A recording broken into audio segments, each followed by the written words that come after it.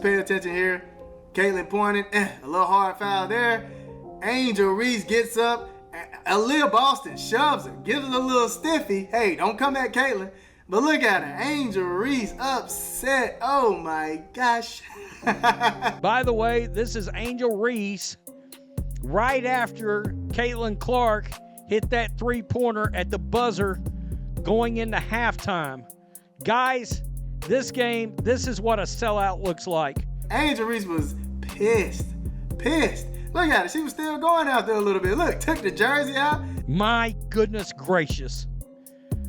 Destroyed this guy in front of a sold-out 17+ thousand.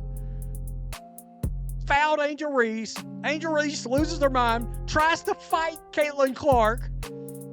It's glorious. The season is back.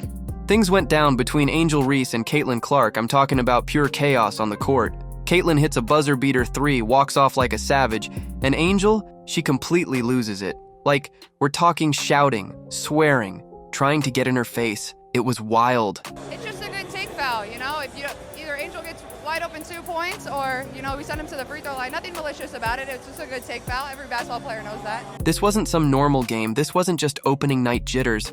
Nah, this was personal. This was heated, and honestly, it felt like a breaking point. And the crazy part? The Fever didn't just win. They straight up humiliated the Sky. We're talking a 35-point beatdown in front of a packed house. Caitlin Clark with a triple-double. Angel Reese trying to fight ghosts. It was that bad. And here's the kicker. This whole thing, it's already going viral. Tweets, clips, memes, fans are going off. But there's a lot they didn't see on the broadcast. So yeah, stick around. We're diving into everything.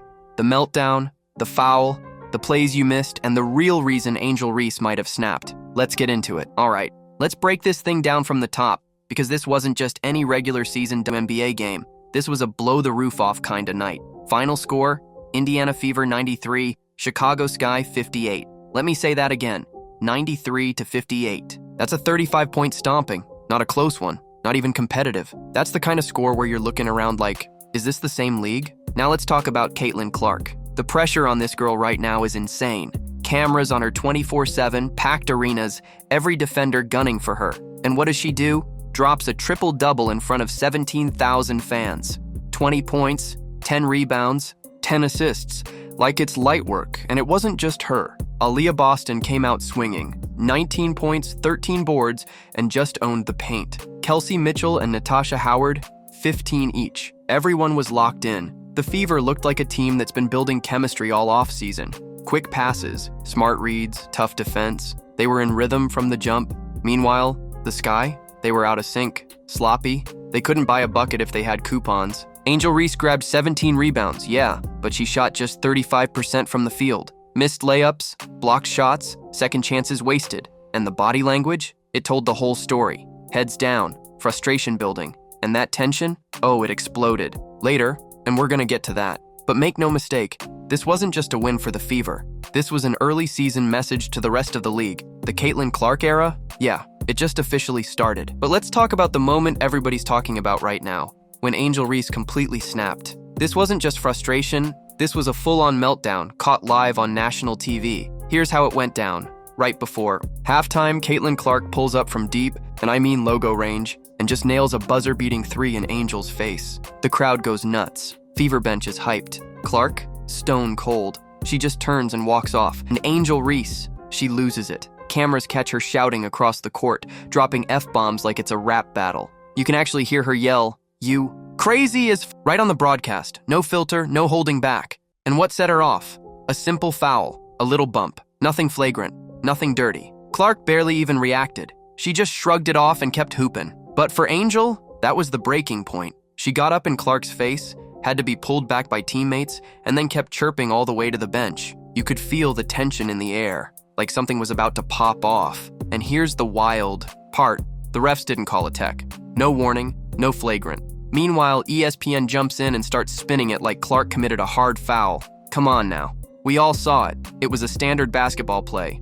But Angel made it personal. And that moment, it defined the night. The game was already out of reach. But that outburst? That was Angel Reese saying, "I'm not going down quiet." Problem is, Caitlin Clark never even raised her voice. She let her game do the talking. let's talk about the actual hooping. Because Caitlin Clark didn't just show up. She put on a clinic out there. First big moment, midway through the second quarter, she casually pulls up from way beyond the arc, I'm talking logo range, and drills her first logo 3 of the season like it's nothing. The crowd erupted. That's when you knew she came to dominate. Then, just before halftime, she hits that buzzer-beating 3 with Angel Reese closing in. Boom, net. Walks away like she's done it 1,000 times. No celebration, just pure confidence. But it wasn't just scoring. Clark was orchestrating the entire offense. Third quarter, she pushes the break, sees Natasha Howard cutting baseline.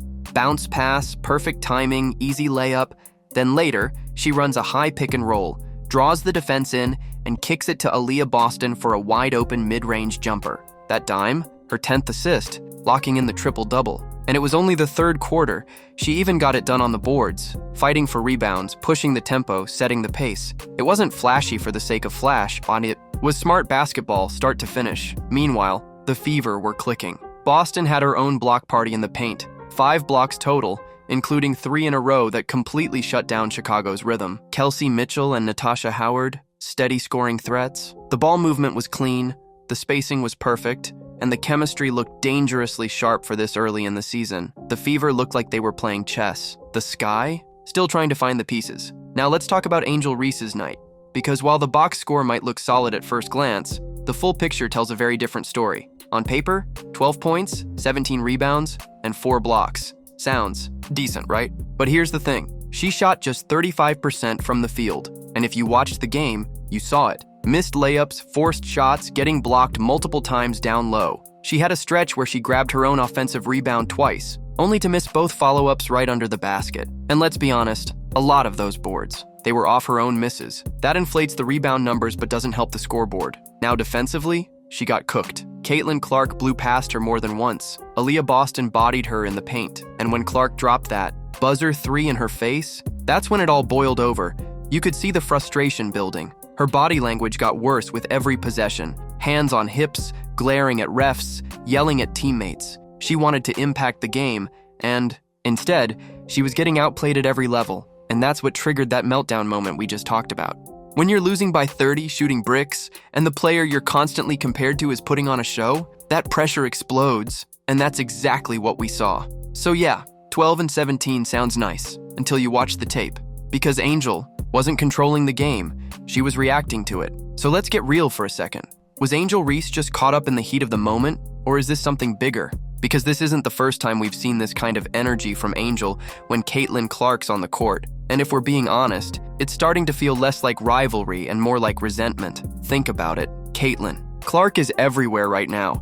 Highlight reels, endorsement deals, sold-out arenas. She's the face of the WNBA before she's even played 10 games. And meanwhile, Angel Reese is out here grinding, putting up numbers, and still constantly living in Clark's shadow. That's gotta sting, right? It's not even just about the scoreboard. It's the media attention, the merch sales, the viral moments. Clark is breaking records. ESPN can't stop talking about her. And just before tip-off, Dave Portnoy drops $25K on a Clark triple-double and cashes out $350K. That's icon status stuff. Meanwhile, every time Angel steps in front of a mic, she gets hit with a Clark question.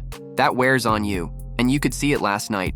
The snapping, the yelling, the intensity. It was personal, so is it jealousy? Maybe, maybe not. But there's no denying that Angel Reese is under pressure right now, and the weight of being the league's other star is starting to show. And hey, that's not to discredit her hustle. She plays hard, she wants to win. But when the lights are this bright, every reaction gets amplified. And last night, Angel's frustration turned into a national headline.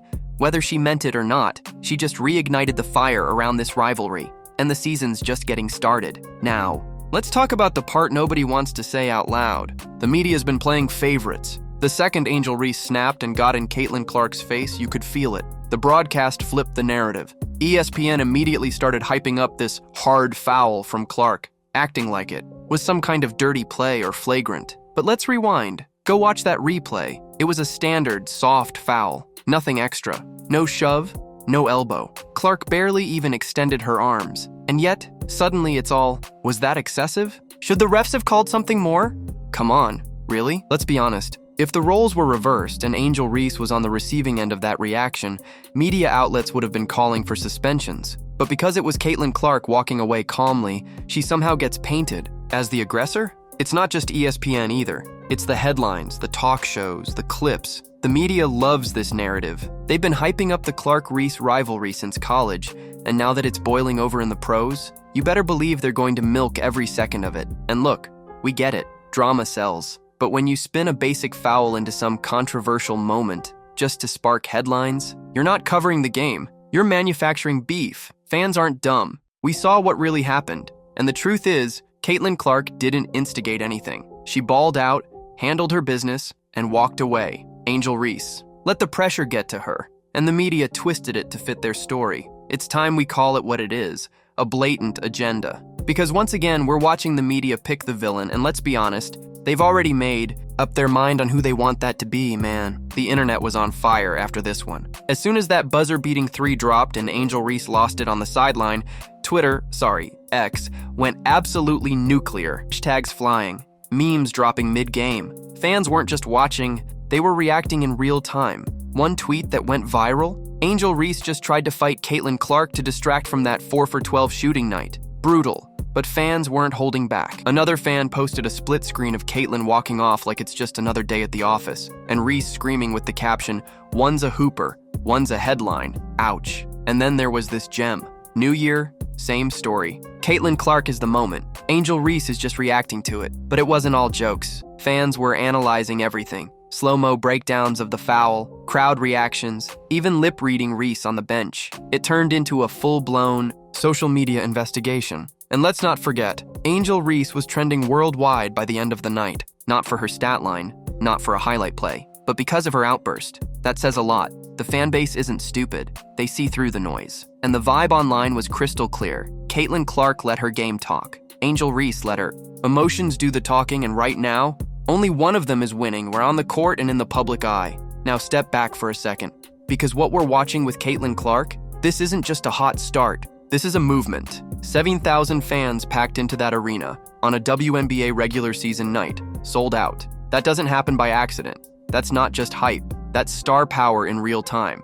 And it's not just ticket sales. Clark's games are breaking viewership records. Jerseys are flying off shelves. When she plays, people tune in. When she speaks, people listen. The WNBA hasn't seen this kind of spotlight in years, and you better believe the league knows it. Caitlin Clark isn't just helping grow the brand, she's redefining its ceiling. And the wild part, she's doing all of this with crazy pressure on her back. Every arena she walks into, she's the target. She's getting hacked, heckled, and doubted. And yet, she's delivering, night after night. That triple-double wasn't just numbers. It was a message, a reminder that she's not here to play it safe. She's here to compete, dominate, and take the league somewhere it's never been before. And look, whether you're Team Clark, Team Reese, or just here for the drama, one thing's clear. Women's basketball is changing, fast, and Caitlin Clark, she's driving the whole thing forward. So here's the bottom line. Angel Reese snapped. Caitlin Clark didn't. One let the emotions take over. The other just kept hooping. The Fever didn't just beat the sky. They exposed them. And if you're being honest with yourself, this whole rivalry thing, it's not even close right now. Clark dropped a triple-double like it was light work. Reese, solid numbers, yeah, but she got outplayed, outclassed, and flat-out outscored. And that frustration, it boiled over, and the whole world saw it. But hey, that's what makes this so fun, right? The fire, the competition, the storylines that write themselves. So now I'm throwing it to you. Was Angel Reese out of line? Or just passionate in the moment? Is this a real rivalry? Or is the media just fanning the flames? Hit that comment section. I want to hear your take. And if you're feeling this breakdown, do me a favor. Like the video, subscribe to the EQIE channel, and turn on those notifications. Because this season, oh yeah, it's only just getting started.